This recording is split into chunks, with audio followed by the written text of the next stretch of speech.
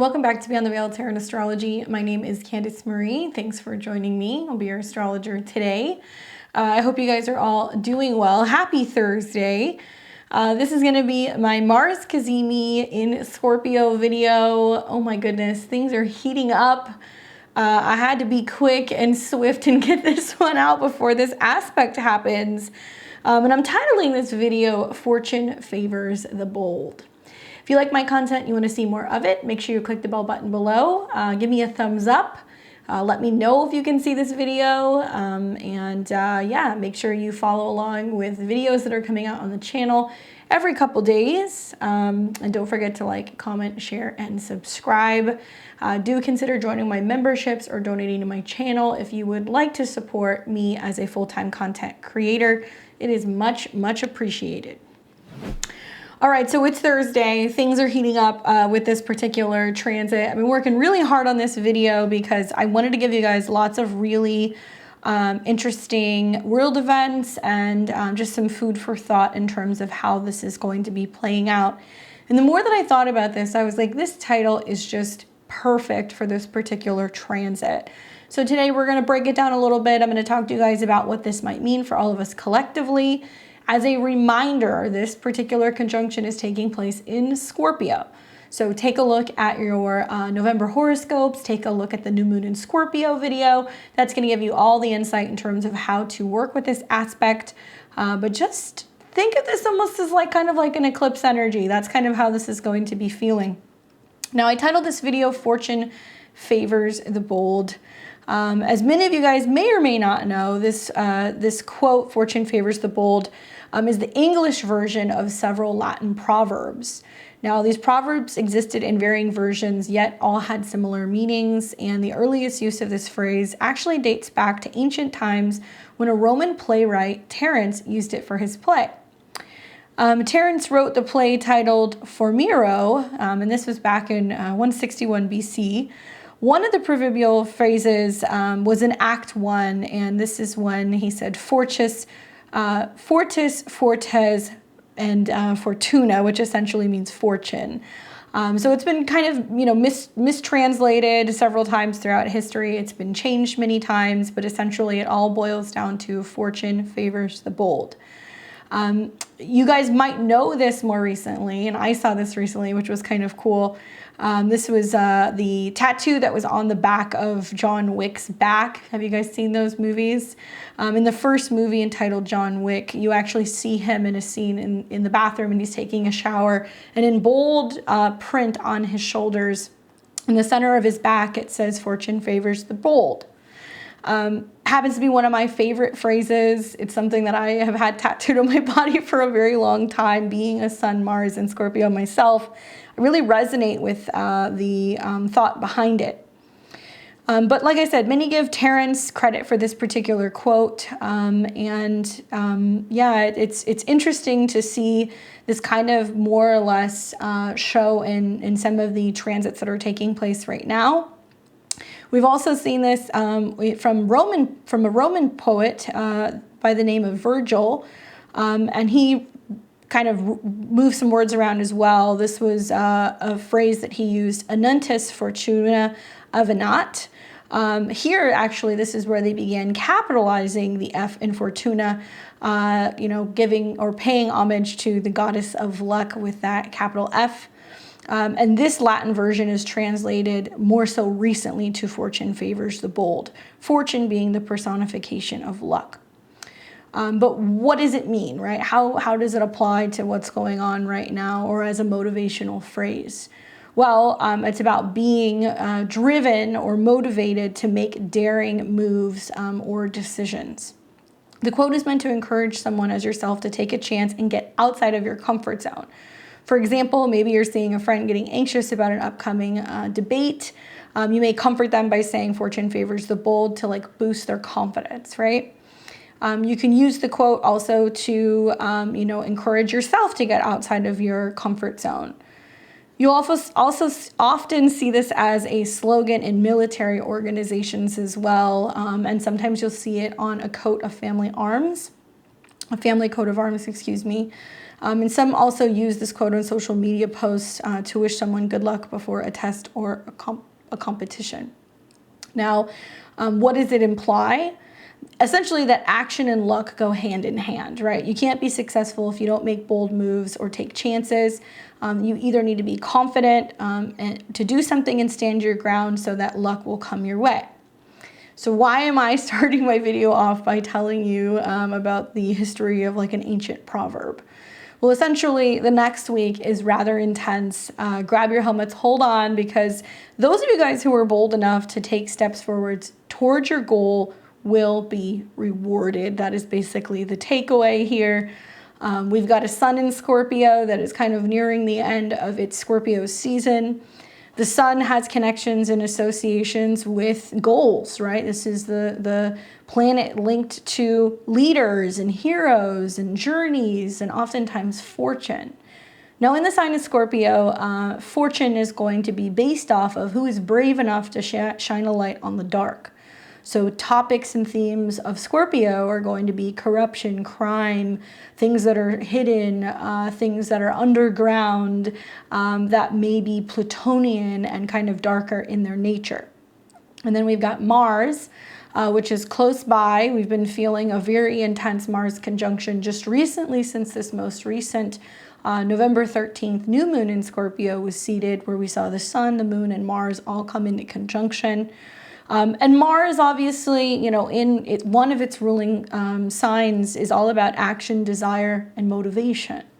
Now, unlike Aries, which is going to just act, Scorpio takes time to plot, thinks things through, and realizes that part of the strength in its action requires a sense of internal knowing and emotional, you know, or psychological preparation or planning.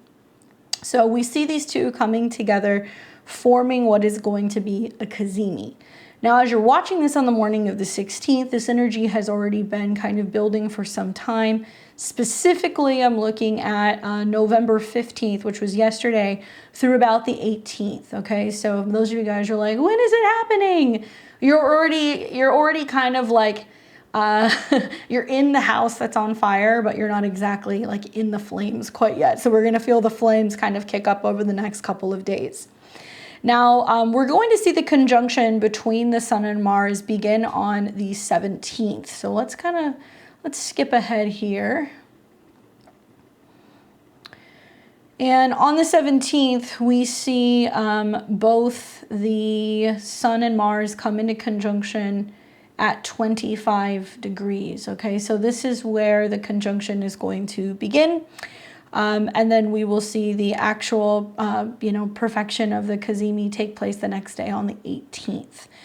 Now, there's a lot of debate about Cazimis. I'll get into that in a second. But just know, in general terms, pretty much November 14th through the 20th, so this whole next week, the sun and Mars are in really close conjunction. And actually, this is going to continue. Right now, it's in Scorpio, but it's going to continue until November 30th. So we have another 2 weeks where the sun and Mars are going to be very close. When a planet is within 10 degrees of the sun, it's considered combust. So think of it as like it's on fire, right? So it's just more intense than usual. Mercury, sun, combustion is like kind of overly mentally stimulated. A Venus sun combustion is like over the top, overdoing it in regards to finances, resources, or relationships. And it's believed that the planet almost loses its power because it's getting burned up by the sun. Unless you see a planet that moves into what is considered to be the Cazimi, which is a superior position. So that's what we're going to be seeing playing out closer to the 18th. You're getting this video a little bit ahead of time, so you're prepared for this seeding that's going to be taking place. Now, the conjunction is going to start, like I said, on the 17th at 25 degrees. And when I read to you guys the Sabian symbol, we are going to be looking at the Sabian symbol for 26, more specifically because this is where it is starting, and we'll actually see the Cazimi taking place at 26 degrees. So yeah, it's just the world feels a little on fire right now. Now, what is 26 degrees? When we break that down and look at that from a degree kind of standpoint for degree theory, that is a Taurus degree, okay? So Taurus has associations with 2, 14, and 26. So this is almost like the epitome of a Taurus degree, which is interesting because it's happening in the opposite sign, Scorpio, where Taurus wants life and growth and abundance and Venusian things. Scorpio represents the polarity of that, right? It's the fertilizer, the bone, the death, the regeneration, the shedding of skin before we can get to that rebirth kind of process in Taurus. Especially here in the Northern Hemisphere, we see this as spring. Everything comes alive again. So Scorpio season is where things are becoming like dormant. So when we see 26 degrees that gets activated or triggered, it's bringing up themes revolving around money and wallets, banks, bank employees, the economy, bankers, an estate, village, or farmers, food, kitchens, anything that is fat or greasy, nature, meadows, biology, kitchen gardens, throat, neck, vocal cords, to swallow or choke, things that we grow or raise, to have, possess, or what is ours, things that are green or singing, and things that are connected to the opera. Okay, so just a large number of things that are associated with Taurus. So it's kind of, you really have to put on your thinking cap when you're working with degree theory, especially with situations like this, because you've got something that's directly connected to Taurus, but it's being expressed in a Scorpio manner. So you're going to see a lot of polarity that's going to go on with this particular conjunction. Now, this Cazimi, because it is involving Mars and the sun, Cazimi's always involve the sun. It's when a planet pulls ahead of the sun. Means that those of you guys who are Mars ruled are going to feel this pretty strongly. So if you happen to be in Aries or Scorpio rising, because Mars is your ruling planet, you're going to feel the impact of this very strongly. Listen to your horoscopes. It'll tell you exactly, how this conjunction is kind of playing out.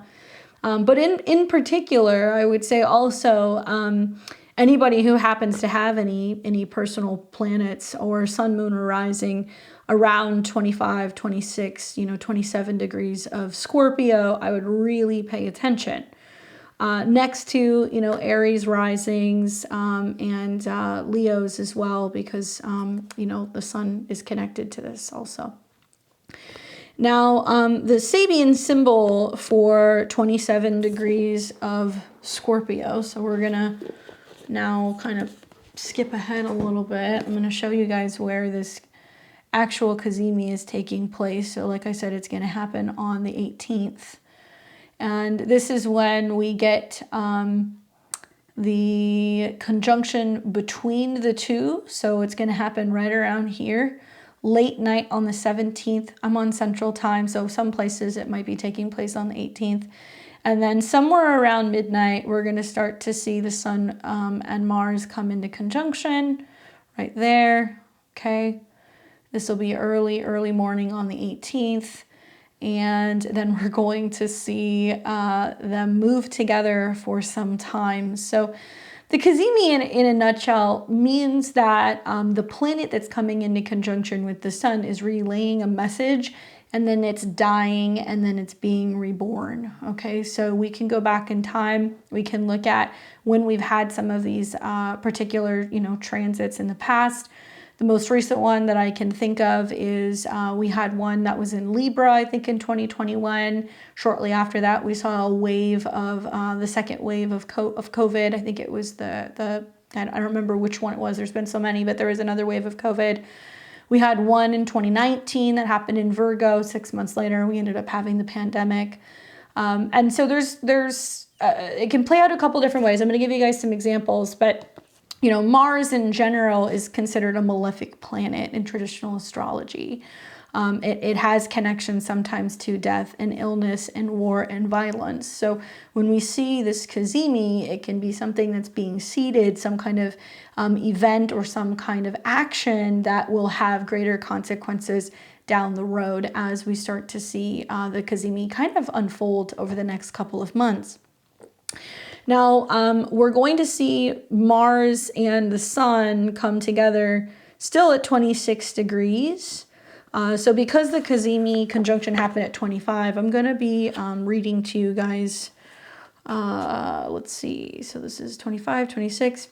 It's kind of, I go all over the place. I mean, the conjunction technically happening, I guess, at 26, if we really want to split hairs, because it's going to hit several different degrees. Yeah, I guess we would read 27. Okay, so I'm going to read you guys 27. But those of you guys who want extra credit, go and look at, 25, 26.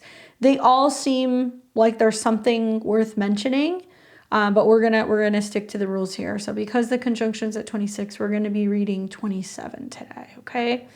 So Scorpio 27, this is page 269. A military band on the march. The theme is bravado. The symbol speaks to ambition and to the desire to achieve fame and distinction. The image of a military band on the march depicts a dramatic show of strength, and it alludes to fearlessness and the assertive or aggressive side of man. Here is mobilization and marshaling of resources and a colorful display of self-confidence and pride. On a practical level, the symbol can indicate bluffing or attempting to impress others with a power that they may not actually exist. At positive, at its highest, the symbol represents a talent for organization or pulling loose ends together and bringing order out of chaos. Watch for a tendency to exaggerate and engage in loud or outrageous behavior as a means for gaining attention. The accent is on assertiveness. You may hear a lot of noise and bragging about capabilities and power today. Your greatest advantage lies in making your point with panache and drama. Stand up for what you believe in. Guard against tooting your own horn or telling others how wonderful and competent you are. If it's not already evident, you're in trouble. Stepping stones are mobilization, organization, fearlessness, assertiveness, show of strength, power, bravery, courage, marshaling resources, self-confidence, and pride. Well, obviously, now you guys know why I put fortune favors the bold. But for me, when I think of this, I think it suggests a sense of collective purpose, right? Discipline and a coordinated effort of a group moving forward with a shared goal. The military band on the march can symbolize a need for cooperation, organization, and the harmonious blending of individual talents to achieve a common objective. It may also suggest the importance of rhythm and timing in one's endeavors, okay? So as you guys proceed forward the next couple of days, I want you to think of this Mars-Sun conjunction as something that is almost seeding, potentially a new goal or a new objective. We talked about how this new moon in Scorpio a few days ago set the stage for really taking action very quickly and very abruptly to make change, to break with old patterns, to move fearlessly into areas of our lives that we are afraid to kind of work through or deal with or heal. And this is the moment that I think we're going to start to see some of the fireworks with this conjunction. Now, Mars in Scorpio, right, in its home sign, so therefore I feel like it's protected. In many ways, I look at this and I'm like, okay, there's a way to use this power for good personally in our own lives. Mars has the strongest essential dignity when it's in the sign of Aries or Scorpio. So because it's moving through Scorpio, it's going to have a little bit more of an extra punch. And because Scorpio has that energy of change, transformation, needing to heal something, taking some kind of dramatic action, listening to your intuition, many of us are going to really benefit from kind of listening to our intuition when it comes to navigating and making changes moving forward over these next few months. It's a very powerful conjunction, and I think it's shielded because it's in its own home sign from some of the negative themes that we might see with the typical Sun conjunction. Now, like I said, the Cazimi itself is where the planet is within close proximity. Traditional astrologers work with a 17 minute. So, just the conjunction alone isn't enough. It needs to be within 17 minutes. So you will see this here. There we go. So that's going to be the evening of the 17th going into the 18th. So when I reference the 17 minutes, I'm looking at these numbers down here. See these numbers, 26, 21? So as soon as it gets out of that 17, technically we're out of the Cazimi. I work with a 1-degree orb, so I'll go a little bit wider with it personally. But these are some things that you guys might want to be watching for with this particular conjunction that's going to be manifesting. And like I said, this is with Mars ahead of the Sun, so it's going to be a very brief period of about a day or so that this conjunction is going to be taking place. For starters, intensified energy. I mean, I think that's the real, like in a nutshell, of the Sun and Mars coming together, because Mars is associated with energy, passion, and assertiveness. And when the Cazimi happens, these qualities are intensified, suggesting that, there is going to be much more likelihood for strong willpower, determination, and the ability to take some kind of decisive action. Now, Mars will be right ahead of the Sun, so it's not like we're thinking in a leadership sense or in a sense of wanting to shine a light on something. We're thinking about things in a Mars fashion. So there's kind of like I'm taking these bold steps or these bold actions or making these bold changes, in order to achieve my goals. Mars ahead of the Sun. Now, for some of us, this is going to be about alignment of purpose, because the Sun represents our core essence, and on an individual level. And when we have the Cazimi here, there can be a strong sense of alignment between Mars and the individual identity. So you have to look at the house that this is taking place in. That house, the themes of that house is going to show you where the actions are actually being seated. And it's most likely going to imply that there is some sense of drive or desire that's kind of building and being seated, that's aligning with a deep sense of, knowing that we need to take action. So it's kind of like, okay, we're getting this feeling, especially in Scorpio, it's a water sign that we need to take action in this area of our life. I think in Scorpio in particular, this kind of reminds me of like a spiritual warrior type of energy. Scorpio can also be seen as like shamanic or psychic or having kind of like healing capabilities as well.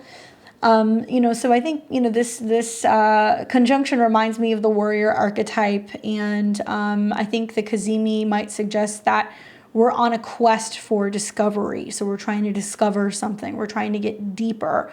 Self-discovery because the Sun is there, or some kind of personal growth or spiritual development with strong focus is going to be coming through. I think about the conjunction with Ceres as well, and that's a really difficult conjunction because Ceres is often seen as not just the asteroid that is dealing with nurturing, but feast or famine. In Scorpio, definitely more so famine, and the nurturing and kind of aiding in the process of crossing over. This can be likened to, people who are working bedside, or people who are working with people who are terminally ill or transitioning. I also wonder if this is going to be about some kind of war over resources, because Ceres can have connections to grain and harvest and food. So I think about how potential, actions and war actions can be directly connected to cutting people off from resources. So we're definitely going to see some of those themes kind of coming up. Balanced assertiveness as well, although I'm not entirely sure how balanced this is going to be because of the opposition that's still kind of lingering with Uranus. But because Mars is assertive and the Cazimi happens, it can almost like kind of temper the flames of the Sun and Mars. Both of them are hot planets, so it can promote more of a balanced and conscious expression with assertiveness. And like I said, it's a powerful eclipse-like energy, so you're going to see this unfold for the next several months before it finally kind of reveals its hand. So I want you guys to think of this as an eclipse.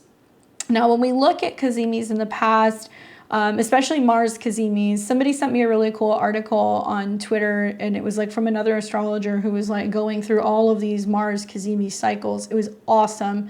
I'll repost it on my Twitter. So if you're not following me on Twitter, you guys can find me. My handles are in the description below. And it was so cool to see him go through all of them. And he was talking about, okay, this is when it happened. And then we look at, how Mars was aspected and then what came of it. And he goes back like, the last several decades. And what really kind of caught my eye was the technique of looking at what Mars does after the Cazimi, right? So does it make a trine? Does it make another conjunction? Does it make a sextile? Like, what is it doing? And he was looking at the hard aspects, so conjunctions and squares, and spoke specifically about the time periods where the Cazimi happened, and then you see Mars come into a hard angle with Saturn or with Pluto or like another planet. And I was like, oh, that's interesting. So as we're feeling this now, you know, there's a lot of like passion and intensity with the Sun and Mars in Scorpio, but soon we know that it's going to be going into Sagittarius. So while it's in Scorpio, keywords are going to be like passion, drive, courage, energy, leadership, competitiveness, independence, impulsiveness. But pretty soon Mars is going to go into Sagittarius. And so I did want to show you guys that chart because that will give us a little bit more insight to, okay, the Cazimi moment happens, and then what are the consequences when Mars changes signs?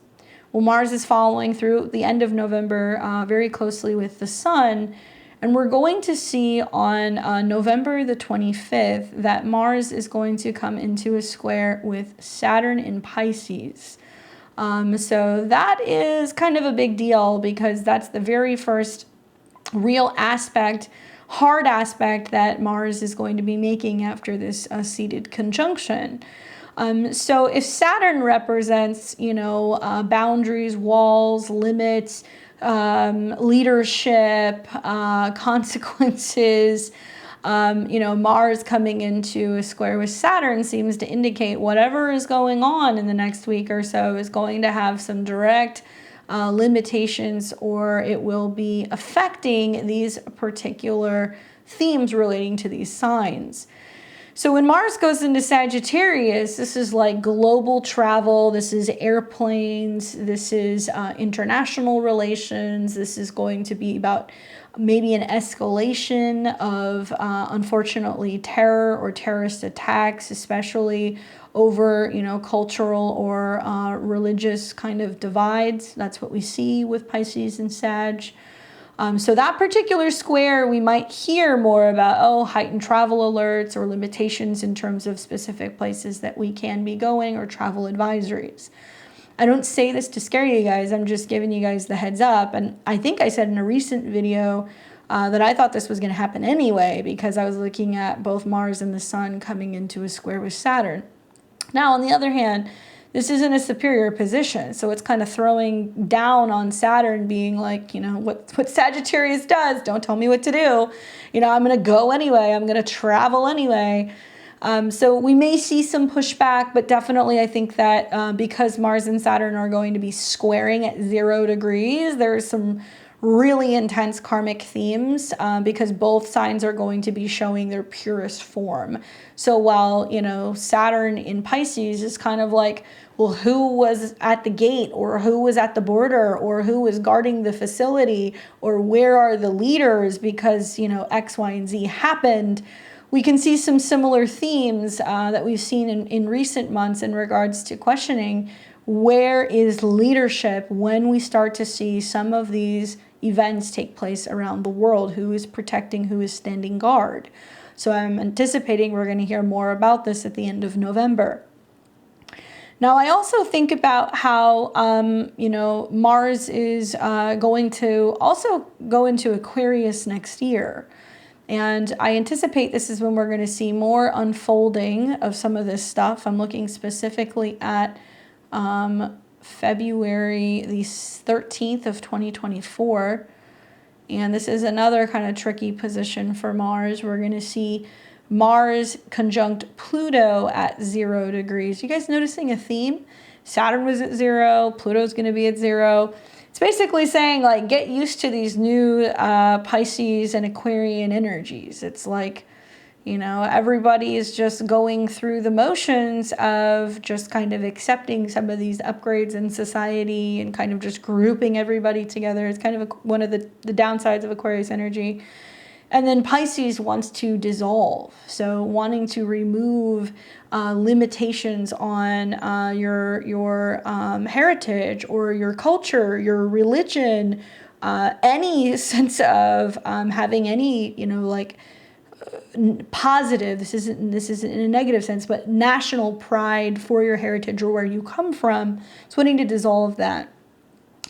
And so I also think about how Saturn and Jupiter came into conjunction with this in, I think it was 2020, when Saturn and Jupiter conjuncted at 0 degrees. So this is kind of getting reactivated.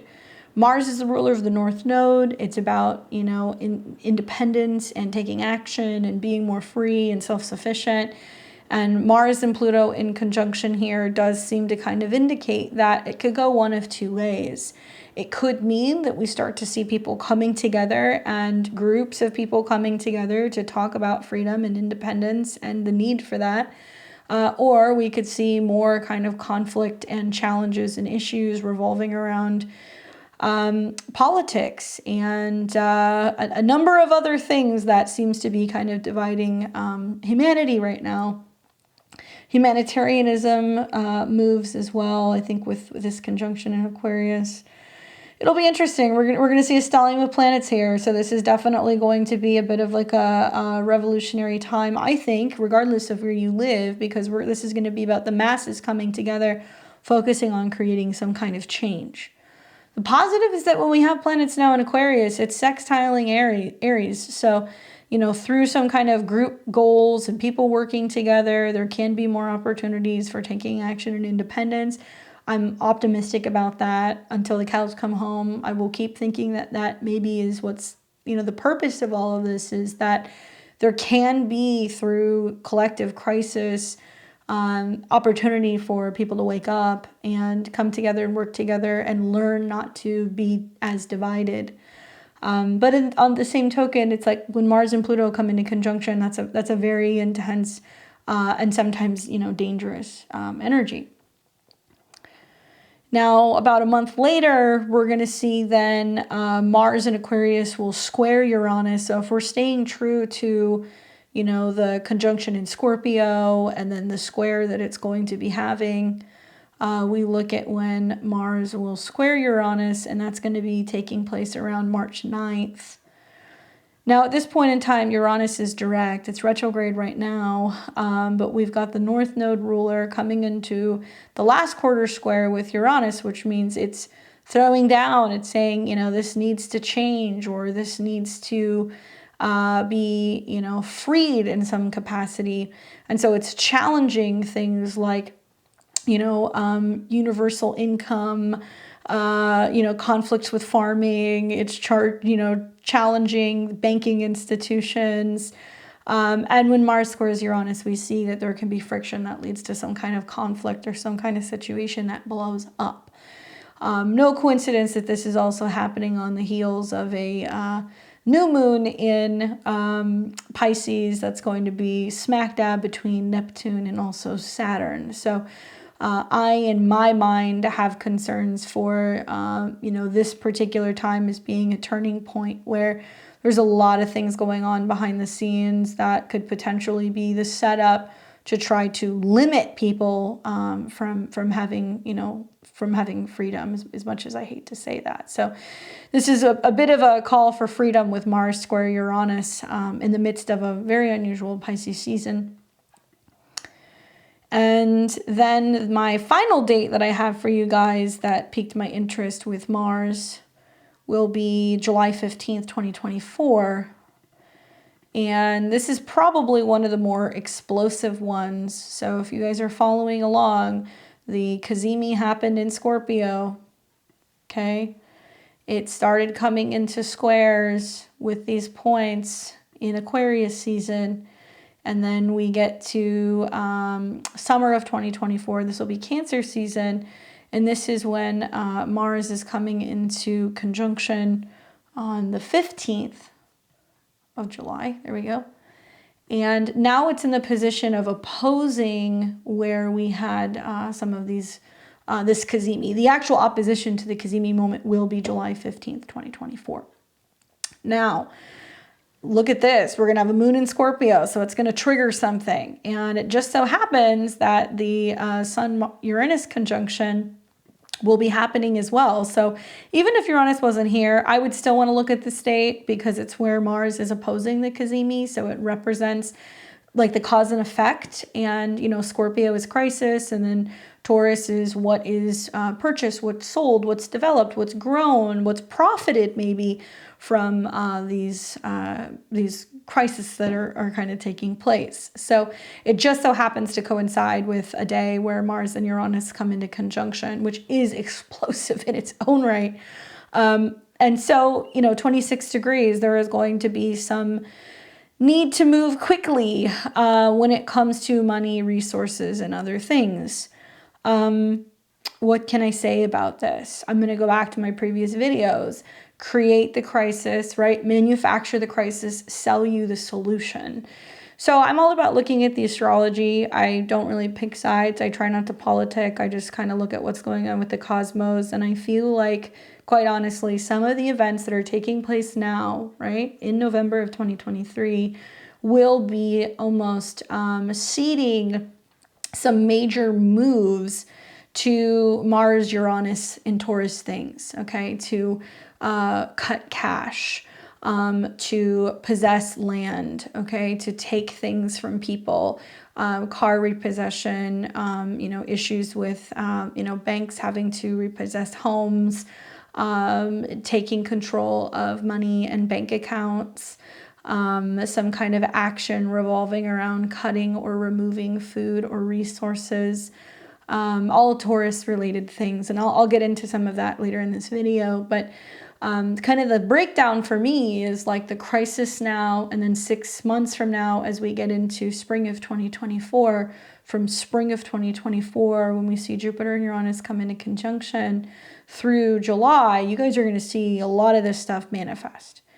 Usually with Cazimis, you see stuff 3 to 6 months, right? That's when things kind of start to materialize. It takes a little bit longer with Mars. Unlike a Mercury retrograde, where you'll see something within about maybe 3 to 8 weeks. This is definitely going to take a little bit longer. But make a note, basically, of some of the repercussions around the 25th of November, 2023.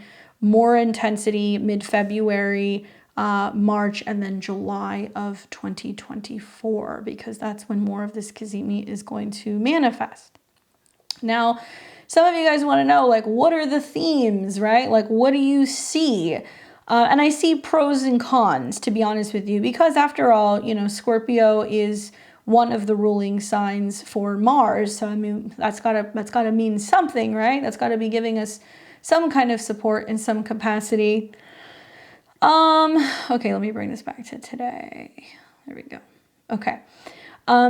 Well, let's start with some of the positive things first, and then I'll get into some of the more dramatic themes. So for me, Scorpio is all about rebirth, right? Whether it's like the symbolism of a snake shedding its skin and having new skin, and then being and looking, you know, regenerated.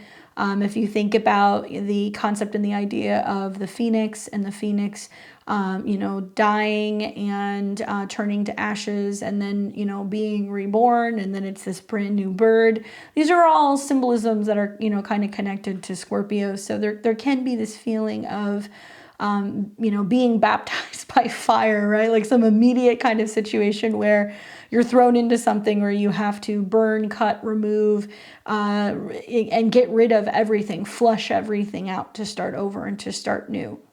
This is factored in with that new moon in Scorpio that's giving us the opportunity to make change now, dramatically, quickly. So for me, this is about like getting down to the nitty gritty, right? Taking the trash out, figuring out what's got to go, and really making change happen, even if we're afraid to. Hence why I said fortune favors the bold. There are going to be things coming up for all of us collectively that we don't want to look at, don't want to deal with, don't want to handle, don't want to talk about, don't want to look at, right? That's oftentimes what kind of comes up with Scorpio. Things that are scary or horrific or gory. But there is a need to kind of confront it and to be brave. Now, something else that really kind of piques my interest, and this is happening as you guys are watching this, so I want you to be paying attention today. The Sun and Mars is coming into conjunction, creating an inconjunct or a quincunx to the North Node. Now, this isn't an opposition, which is relational and is about something outside of you. This isn't a trine where you're receiving some kind of like yummy support from the cosmos. This is a really annoying itch that you can't scratch, something that just seems off, that isn't right, and you need to make a change kind of vibe. So Mars rules the North Node. And likely you're looking around today going like, I don't know what it is, but this thing's got to change, or this just is rubbing me the wrong way, or this just doesn't seem right, or I just got to get out of my, my comfort zone with this thing. For me, this is about cleaning out the skeletons in the closet, right? Scorpio things.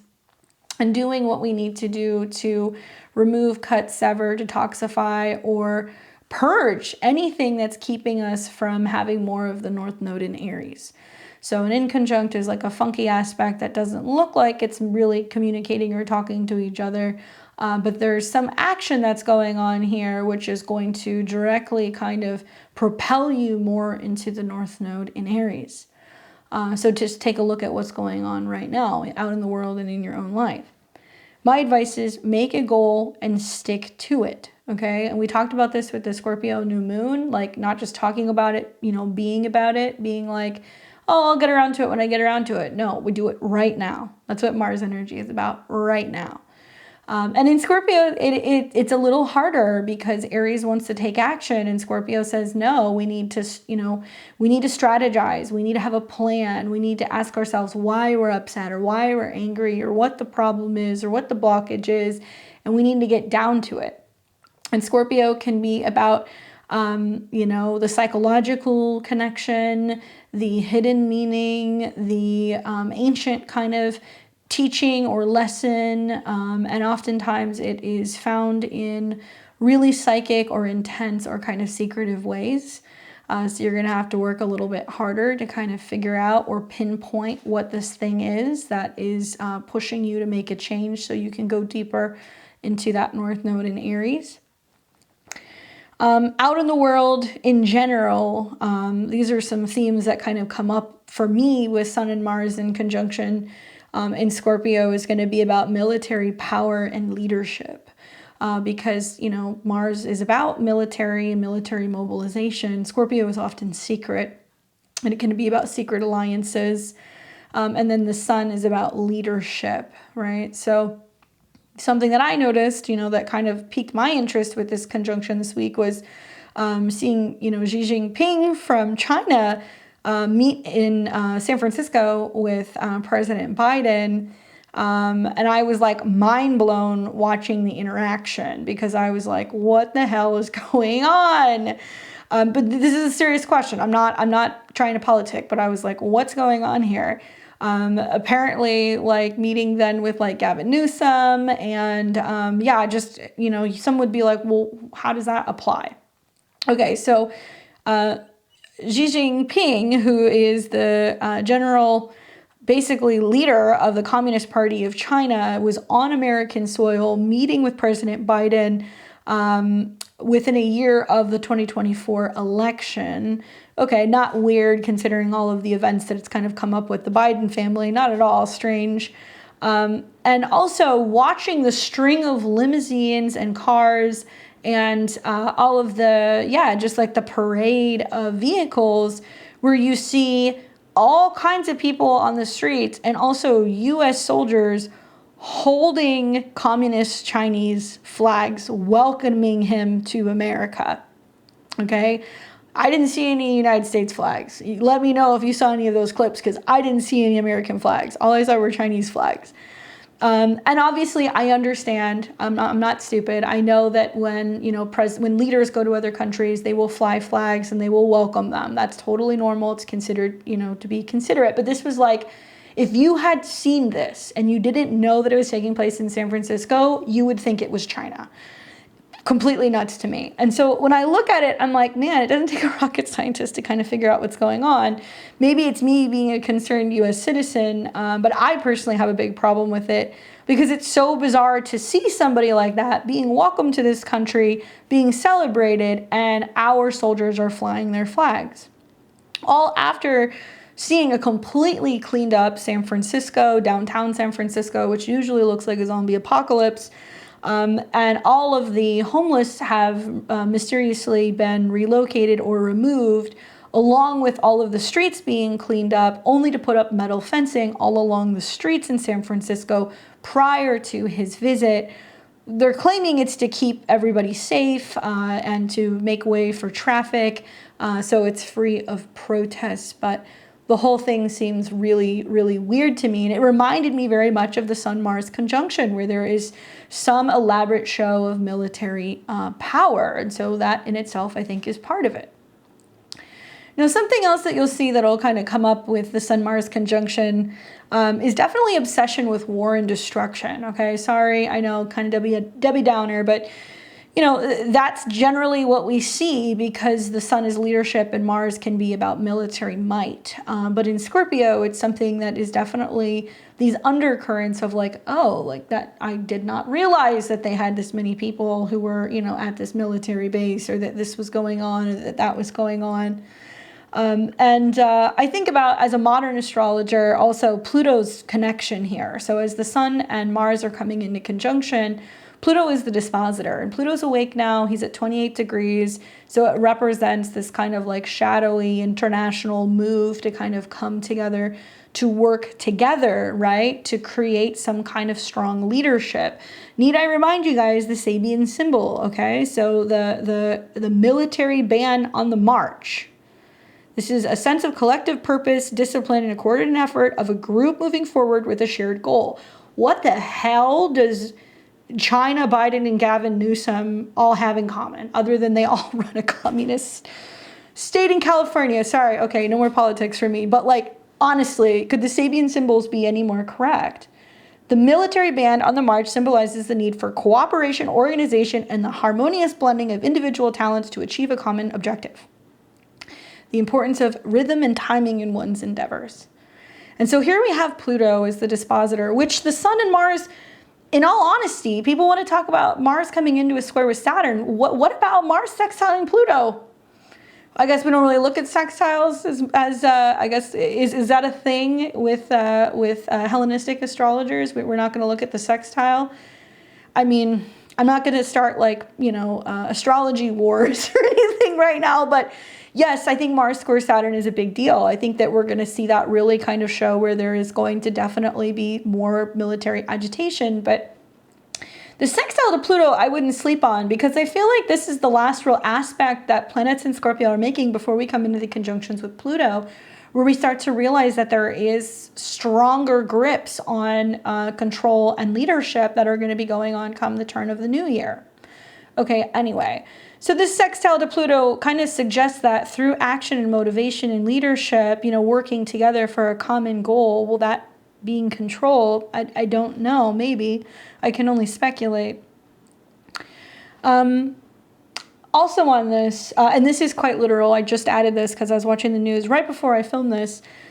This particular week, okay, Israel claims to have found, through inside informants and information, Hamas bunkers / headquarters in Palestinian hospitals in Gaza. Here's astrology in action for you. 24, 24, 24, 24. Interesting.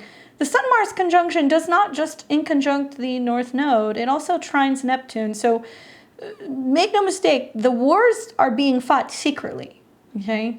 Or secret intelligence or whatever, or things that they're telling you are happening that are being falsely represented. Saw an article earlier this week that they were saying that AI-generated images were being sold to media. And media companies are not always labeling whether or not these images are AI-generated or real. That's scary, but that's a clear indication of, you know, Sun, Mars, you know, action and military and, you know, killing, death, devastation, Scorpio, just funneling onto screens, right? Making money, profit. Okay, but okay, back to Israel. So they claim to have found, through inside informants, Hamas bunkers and headquarters in Palestinian hospitals in Gaza. That's what they're claiming. That's what they're saying. Underground, okay? So they're saying that it's underneath the hospitals. Scorpio is subterranean by nature, You're not going to find a scorpion unless you look under a rock or, under something. It's underground. That's why Pluto rules hell. So 24 degrees. So terrorists, right? This is Pluto energy. Sun and Mars taking action underground, Scorpio. Under what? Hospitals. 24 degrees relates to Pisces. Pisces is about hospitals. And this is all trining Neptune. So it's quite literal. Now, whether or not this is true or false, I'm not here to talk about that because I question everything personally. But what I found really interesting was, why is it that they're wanting to go and invade hospitals in Gaza unless there's an agenda, right? Because Mars wants to penetrate something. That's what it wants to do. It's a masculine energy. Unless it wants to find something, or it's secretly implying something or there's some kind of motive. Now, what I also saw was that they're planting Israeli flags on the hospital now, which is also kind of bizarre. I mean, we know that there is an agenda here, that they're trying to monopolize on land. They say it's because of war, but they're planting flags. They've done the same thing at the beaches. So they're doing that, and I'm like, why are they planting flags and running images of this potential headquarters? Now, as I'm filming this, they're already going in and saying, okay, we've had the headquarters. There's clips that are floating around.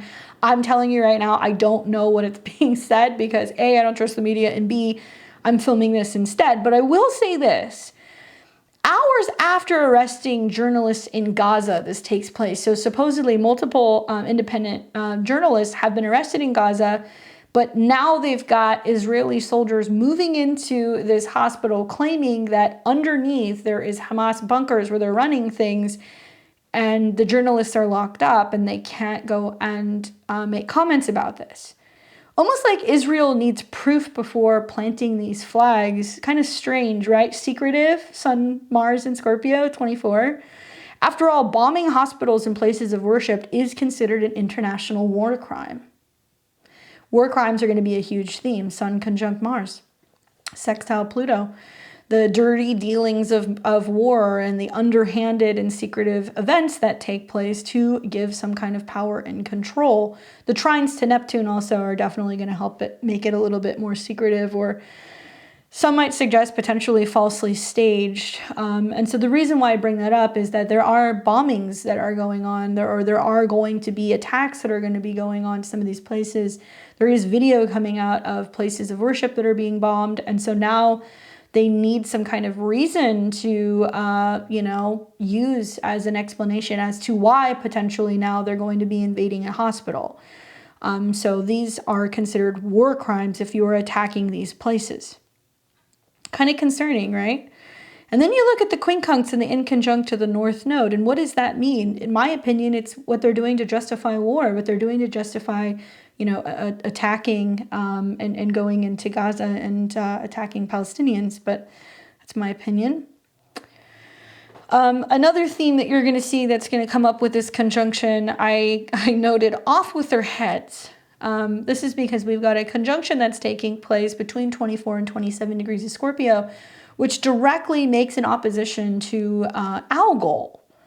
So when we see Mars in opposition to Algol, better known as the demon's head or the blinking demon, this is a fixed star located in the constellation of Perseus. So in traditional astrology, Algol is associated with a malefic and intense energy. Its influence is also linked to themes of violence, danger, and transformation. So when we see this opposition, there is definitely an intensified energy in the air because Mars is associated with that. When it opposes Algol, the intensity is heightened. So there can be a sense of increased power and determination. And it's about channeling this energy in a constructive way and not just reacting and kind of offing with people's heads. Now, this does bring conflict and challenge because oppositions do that. It represents a tension between two forces. And in this case, there may be a conflict between Mars's assertiveness and Algol's more challenging and transformative qualities. So this is about managing conflict and challenge with care. Transformational energies, because there's going to be a need to confront and overcome obstacles in order to grow. With this, obviously, will come risks of aggression because there will be increased aggression during this aspect. And it's crucial for everyone to be mindful of their actions and their reactions and avoiding unnecessary conflict or aggression. Deep emotions will come up from this opposition as well. I think because Mars and Scorpio opposing Algol brings deep, intense emotional experiences, and it's important for individuals to navigate these emotions with a sense of self-awareness and the willingness to transform. And then finally, there can be much stronger sexual desires and energies that are coming up because it's going to be about how we are expressing and managing our intense feelings in regards to those things, because after all, Scorpio is a sexual energy. Now, another theme that I have noticed here is about capitalizing on losses, right? This is definitely going to be something that we're going to see. For me, I think this is about the heart of greed and desire, with the Sun and Mars coming into conjunction of what it wants to capture. After all, Scorpio energy can be about wealth. It can be about things that are subterranean, that are underground, that people want to get. It always reminds me of that character from The Ring that's always like going after the ring, and he's like, my precious, really kind of like Sun Mars, willing to do anything at all costs to be able to kind of get the gold, get the goods. So we can see through some of this greed, and Scorpio can be manipulation, how far people will go to be able to get what they want and what they desire. Well, if Taurus is all about growth and gain, Scorpio is about losses. It's about devastation. It's about war. It's about death and famine. So unfortunately, we're going to see with some of the things that are seeded right now, a great deal of money will be made by some individuals or some firms or some investment, strategists or banks. We know that there's a lot of money in war, unfortunately. And I think that as some of these intense situations are ramping up around the world, there are some people who are, a part of the military agenda who just really want to keep kind of pushing this narrative that we need to go to war, is just chomping at the bit because they know how much money can be made. Now, I also think about, people who are capitalizing on loss, not just in a sense of war and life loss, but I think about losses, people who are having mortgages they can't pay, and those homes may end up kind of being on, bank bids, having situations where people can go in and they can be going and getting stuff for pennies on the dollar here soon. I also think about repossessions and what the banks are looking to go and claim because people are unable to pay for things or repossess. I think about how there may potentially be some major market manipulation coming here where we start to see things significantly break down and major players jumping in and kind of scooping up things that could potentially be extremely profitable down the road. When I was writing this, it was so funny. It just kind of came to me randomly because I haven't heard this song for forever. But when I was thinking about it, I was like, I'm gonna go and look at the lyrics to this song. I was obviously raised in the 90s, but I was thinking about that song by Smash Mouth, Walking on the Sun. I'm sure many of you guys have heard it. If you haven't, go and play it and listen to it after this video. But man, the Sun-Mars conjunction is about bringing the heat, but also bringing the chaos. So I was thinking about the lyrics of Walking on the Sun, primarily because Mars and the Sun in conjunction is literally about being in a really heated kind of space. But I did a deep dive into the song and the lyrics behind it. And as I was thinking about the song, I was like, there's got to be a storyline there. So I did a little research about Walking on the Sun. So those of you guys who are little younger, you may not know who Smash Mouth is, but go and listen to their first album, which was released in 1997, and their debut single in June of 97, which hit #1, and #2 was this particular song. So apparently the guitarist Greg Camp said about Walking on the Sun that it was written during the midst of the Rodney King riots and conflict that was going on in the world.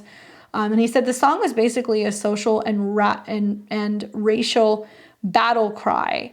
And it was sort of a "Can't we all get along" song for the time when he wrote it. It was about all of the things that were going on around me as a young person. And I was like, God, what's going on? I don't understand why this is happening.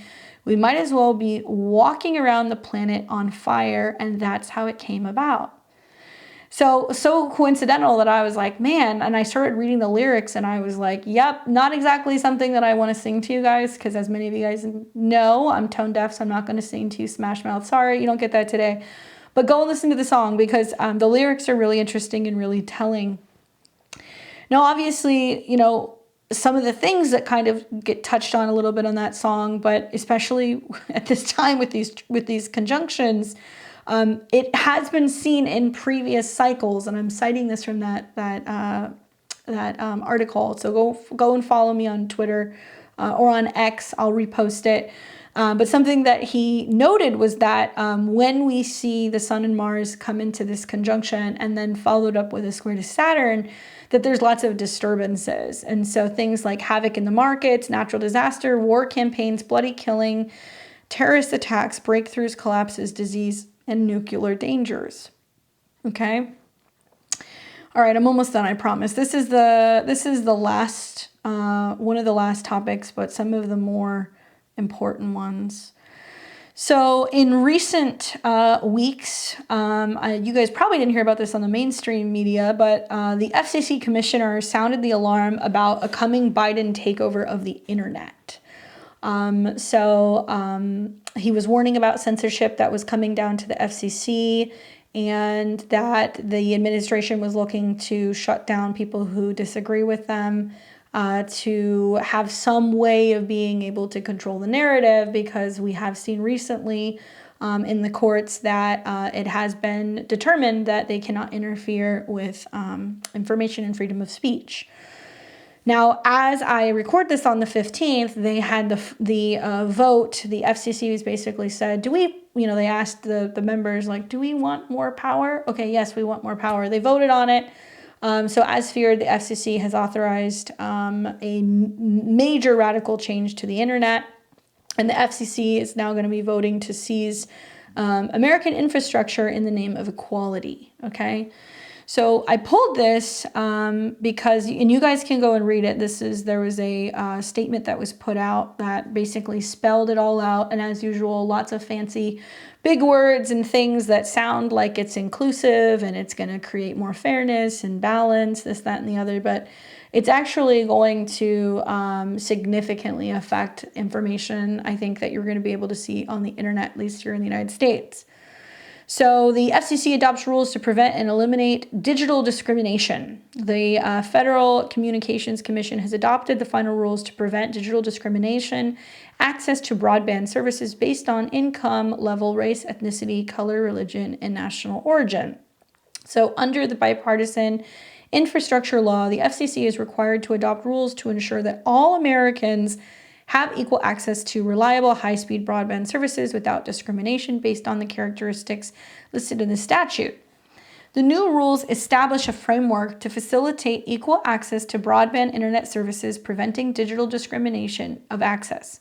Under these rules, the FCC can protect consumers by directly addressing company policies and practices if they differentially impact consumers' access to broadband internet access service, or intended to do so by applying these protections to ensure communities seek equitable broadband development, network upgrades, and maintenance. The rules focus on very real problem of outcomes, such as decisions untainted by discriminatory intent, nevertheless cause different communities to receive different access to broadband services. The rules do not focus solely on the mindset of industry participants when making decisions that affect access to broadband service. Under new rules, the Commission can investigate possible instances of discrimination when broadband accesses, work with companies to solve problems, facilitate mediation, and when necessary, penalize companies for violating the rules. The FCC will review consumer complaints of digital discrimination of access through improved consumer compliant, partial, and staff will portal, and staff will meet monthly to assess trends and complaint patterns. Finally, the Commission adopted model policies and best practices that will support states, local, and tribal governments in their efforts to combat digital discrimination. The rules define digital discrimination of access as policies or practices not justified by genuine issues of technical or economic feasibility that differently impact consumers' access to broadband internet access, service on their income level, race, ethnicity, color, religion, national origin, are intended to have such differential impact. As the law requires, the FCC will consider arguments that legitimate business preclude equal access to broadband service in particular communities. Is it just me, or is that just like a lot of stuff that people would generally not really understand? I guess it sounds good, right? Inclusivity. But in reality, it's going to have a huge impact on making decisions about what particular groups people can see on the internet, what information they have access to. There's a lot of people, I mean, you had somebody in the FCC that was raising the alarm as they were leaving. That would concern me personally, but okay. So for me, reading that, and I read through it and I did a deep dive and I looked at some other kind of perspectives, I have an honest question. Okay, does anyone think they'd have passed this if they believed personally? This is being pushed by the Biden administration, okay? And I don't really give a shit who the president is, to be honest with you at this point. But do you really think that they would have passed this if they believed that they would potentially lose the next election? When I think back, in recent years, there was a huge push by the Democrats to really focus on, we have to open up the internet and there has to be, as much inclusivity as possible. And, we need to be doing this, that, and the other. And now there's moves to limit information of things that you can hear, but it's confusing because you hear inclusivity. So you think it's about including people. So for me, I was like, why would they be passing this unless they don't think they're going to win the election in 2024? In my mind, I'm like, man, this is a power grab. It's not equal, in my opinion. You can't be going out there and appointing the FCC to have control over the internet. And nobody on the major news is reporting this right now. So I definitely think that it's worth talking about. In my mind, I'm like, man, this is just like woke politics that's driving a complete takeover of freedom of speech, equity and identity politics being used to, subvert the nation's institutions. And yeah, it's a big step towards, shadow government taking control over information and narratives a year before we go into elections.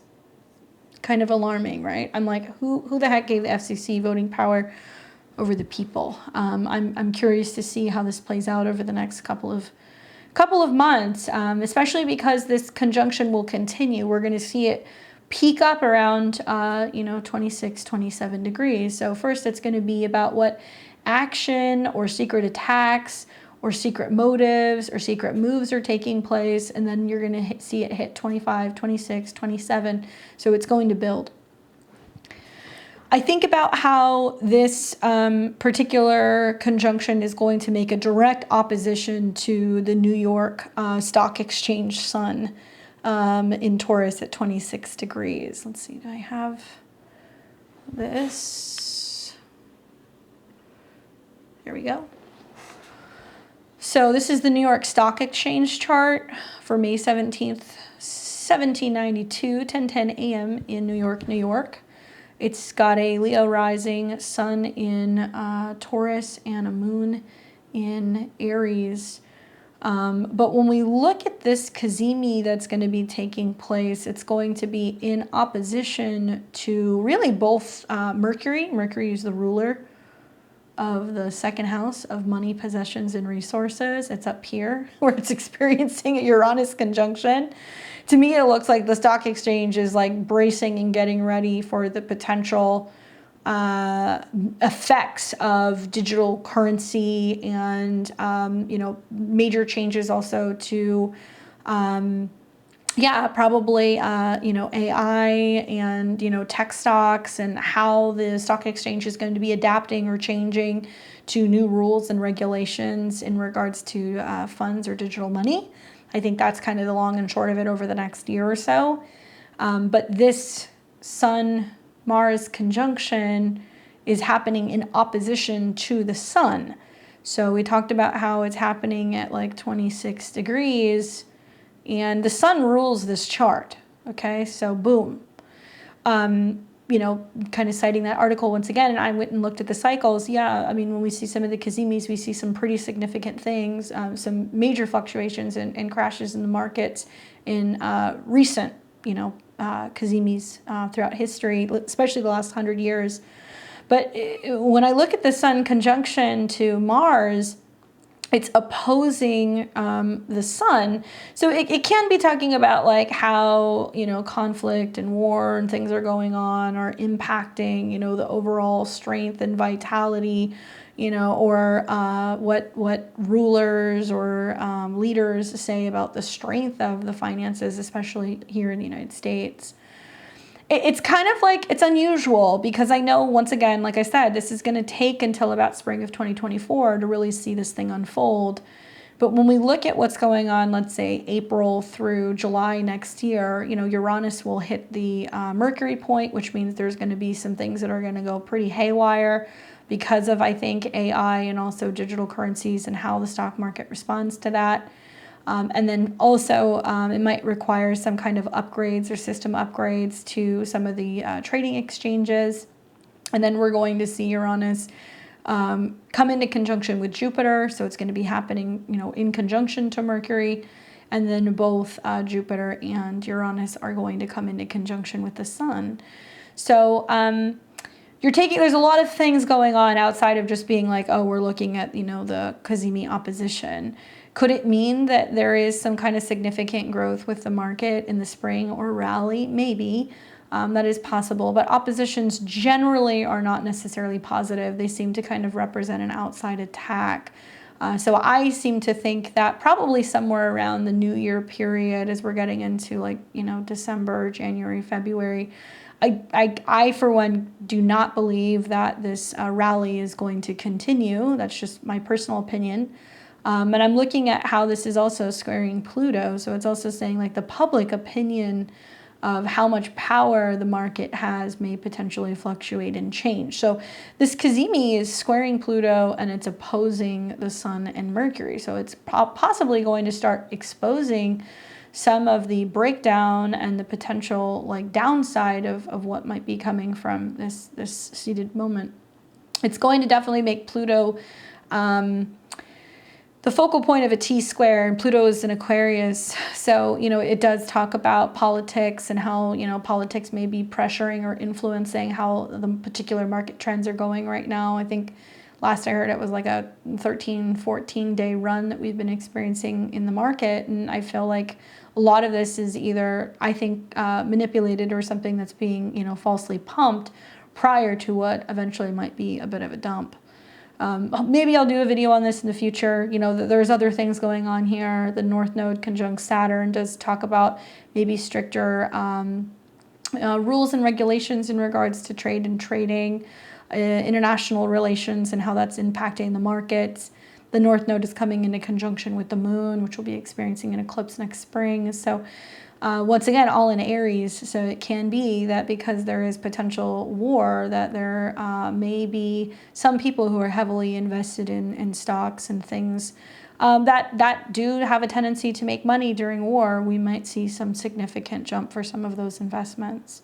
But I think the opposition in itself, especially to the Sun, which is the overall strength, and Mercury, which is the money house, if I really follow my gut on this, I feel like it's going to be about how the stock exchange is going to have to kind of get up to speed and become more so modern if we're potentially moving to an all-digital currency, or if there is a move to digitalize the US dollar, how that will impact investors and people who are using the market. But I also think about how it's opposing just Taurus in general, and that connection to algol.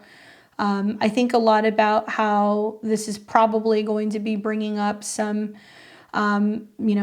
Uranus, Taurus type themes. I think that we're going to see themes like costly prices of, potentially culling herds of cattle. News about this coming out over the next year or two. I think I want to say it's in Ireland. It's somewhere in the I think the UK, but they're looking to cull cattle. Thousands of cattle to meet climate goals, but what they're not telling you is that it's going to cost upwards of $600 million to do this. So not only are they going and getting rid of all of this cattle because they're saying they need to do it in the name of climate change, and they're also now heavily taxing some farmers for methane and like cow farts and things being in the atmosphere, which is like ridiculous. And there's more taxes now that are coming from for farmers and for farmland.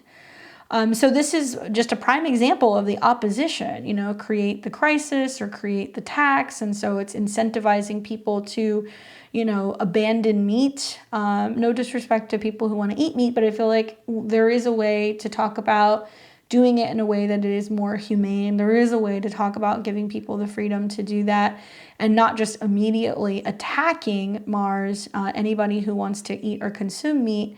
And also the brutality of it, of like having to go and kill a bunch of animals just to meet these climate goals. It's on par with like people who are yelling and screaming about wanting to save the environment and saying that they, we need to go all electric, and then realizing that some people are having to utilize chargers and all kinds of things that are still directly connected to generators and other ways of charging. So I don't think we have the answer yet for a lot of these environmental goals in general, but I don't necessarily feel like this is a positive thing. To me, it doesn't make sense. And I also wonder, because of Mars's connection to potential disease, if there's going to be, potential diseases that are arising that may affect the price or the availability of meat. But this could also mean leather. This could also mean, gases. That's something else that I'm going to touch on in a second. And things that might be dangerous or poisonous or inflammatory things that are suddenly coming up or being injected into meat. Processed food and artificial meats are definitely a theme. Like I said, the crisis is coming up now, but spring of next year, as Jupiter and Uranus come together, it's going to be, there's, plenty of grown lab meat, plenty of grown lab chicken, plenty of GMO foods, and this, that, and the other. This is we can't have this, but eat this, right? Eat the Soylent Green. Very concerning, because after all, Taurus is supposed to be about what's pure. The positive is, like, we might see or we might hear enough about this. I mean, they are injecting cattle with mRNA vaccines. They are doing that. It is a well-known thing. You're going to have to get out there and either become friends with a farmer, or you need to be looking into herd sharing, although I think there's going to be an attack on that. Or looking into, ranchers that are providing meat that has not been affected in that way. Maybe this is going to push enough people to kind of realize, like, holy cow, this is a thing, and like needing to be more informed and aware, Jupiter, about where their food is coming from. This is why I've been telling you guys for the last several months, know where your food is coming from, because is going to fast food cheap, easy, and effective? Sure, but is it good for your health? Probably not, for a number of reasons. I don't think it's just because of the seed oils or the processed stuff or the things that might be in it that's not meat. But the fact that it is cheap and easy for people to consume, and you may be consuming things that are artificial. And the concern is when you're eating those things, what's the effect that that's going to have on your body, or inflammation, or anything, right? After all, the sun is about the heart. Getting to the heart of the matter. So Mars can be about things that are injected that impact or affect your heart as well. Greed and corruption comes up for me a lot. Wars breaking out all over, but in particular wars that are breaking out over natural resources. because of the oppositions that we're seeing to placements in Taurus.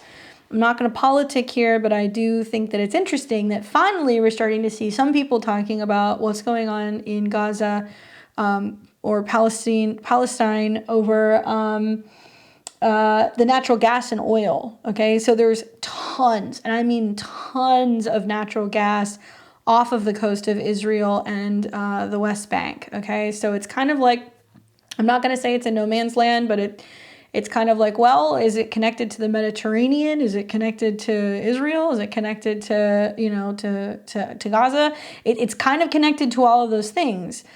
And we had the, some would say the eruption or the manipulation or the attack on the recent gas pipeline that affected Europe. So we've got a ton of gas that we've known is in the Middle East. Obviously, this could easily be heavily tied to the U.S. because of their interests. After all, the United States is one of the biggest producers and exporters of liquid natural gas all over the world. So if there's potential for there to be some amazing amount of gas that could be found somewhere, they're going to want to have a say in it. Now, in my opinion, a lot of the stuff that's going on with the United States involvement with what's going on in Gaza and with Israel is protecting the investments. I'm not saying that there wasn't a terrorist group. I don't know all of what's going on because I'm not there. But I will say that I think that it's kind of coincidental that we see this Sun-Mars conjunction that's trining Neptune, which can be about secret wars, and it's been in opposition to Uranus, which could be about conflict over natural resources. Then I think about how Mars and Uranus are going to conjunct next year, and that's going to be in July, and that could literally be a war over natural resources. It could be over gas. Apparently, it's so much, underneath underneath the surface over there that it could be worth trillions of dollars, right? Somebody was saying that it was enough gas to potentially power Israel for the next 40 years. That could be so much that it could also be given to Europe. It could bypass and, basically end any energy issues. It could help Europe, stay heated for the winter and then some. But then it wouldn't be allowing the United States to manipulate the prices of that. It wouldn't allow, other people to do dealings as they please. So obviously, there's got to be some kind of connection there, right? And the more that I think about it, I'm like, man, is this really just another proxy war that's going on where the United States is really just trying to see to it that they have control over resources in other countries? Or, is it the United States? I don't know. Is it United Nations? You guys tell me. I also think about other things that are cropping up all over. I wonder about conflict that might be brewing in other parts of the Middle East because that's what Scorpio rules, or even Africa. And it's natural minerals that are, potentially being attacked. Now, you are going to hear a lot about war crimes. That's going to be a thing because Scorpio is crime. War is Mars, and the sun is leadership. So I think of Israel's Netanyahu and facing multiple charges at the International Criminal Court. After this week, Turkey filed a case accusing him of war crimes, genocide, and crimes against humanity. There's videos popping up where this was seen all over online as Israel continues to use internationally prohibited phosphorus bombs on civilians in the Gaza Strip. Now, South Africa's president says that it sees fit to refer the whole Israeli government action to the International Criminal Court because they believe that war crimes are being committed. And recently, one of France's most seasoned lawyers, Gilles Devers, has mobilized a global legal team within a mere 10 days to pursue charges against Israel for alleged war crimes against Palestinians. Devers vows a formidable challenge to the Israeli occupation, assuring Palestinians, you lacked representation before, but now you have a legal force standing for you in international and national courts. So people going to bat to protect people who are in need, obviously, right? Now, something else that kind of came to mind for me also, and this is the last one, is secret military operations. I've been hearing some stuff on a lot of my independent media that I've been watching where people are claiming that they're getting off the record reports of men and women in uniform who are claiming that there are secret military camps who are training illegal immigrants. Now, whether or not that's true or not, I don't know. I can't tell you that for a fact, but I can tell you that I did a little research and I came up with some really interesting news headlines that have been coming up recently in the news. Places like Newsweek, the Washington Examiner, AP, and more. These are a few of their headlines. The military is struggling to recruit amid an apparent disconnect with the younger generation. It's a complex picture, but we have an exclusive where Americans don't want to fight for their country anymore, so they are fast-tracking immigrants to become, part of the United States military. Quote, citizens fast-track U.S. military entices immigrants to sign to counter recruiting shortfalls. The United States military is enlisting immigrants by offering them a fast track to citizenship. Join the military, become a U.S. citizen. Uncle Sam wants you. What?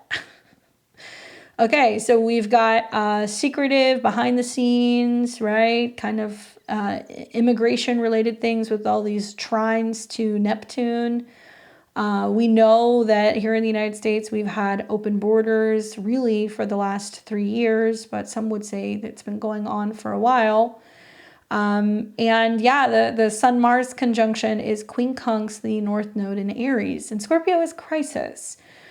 I don't know about you. I don't watch TV, but every now and then when I am catching a football game, I've noticed that there is a lot more advertising going on for the Army, for various United States kind of like military groups, kind of pushing and promoting people to recruit. We're hearing a lot more about recruitment centers also that are kind of cropping up in particular neighborhoods and near high schools, trying to incentivize younger people to join. But obviously that's not working, right? We've got a lot of people who don't really see don't see it like they used to. I'll just leave it at that because I have family that are in the military. I have family that have served for their entire life and had a great deal of respect for, their position and also really loved what they were doing. But different times now, it doesn't kind of carry that same level of, I guess, pride maybe that it had at one time. We're seeing so many people right now this week that are calling for just like a ceasefire, saying, hey, we don't need to escalate things. We don't need to have war. We don't need to go to war.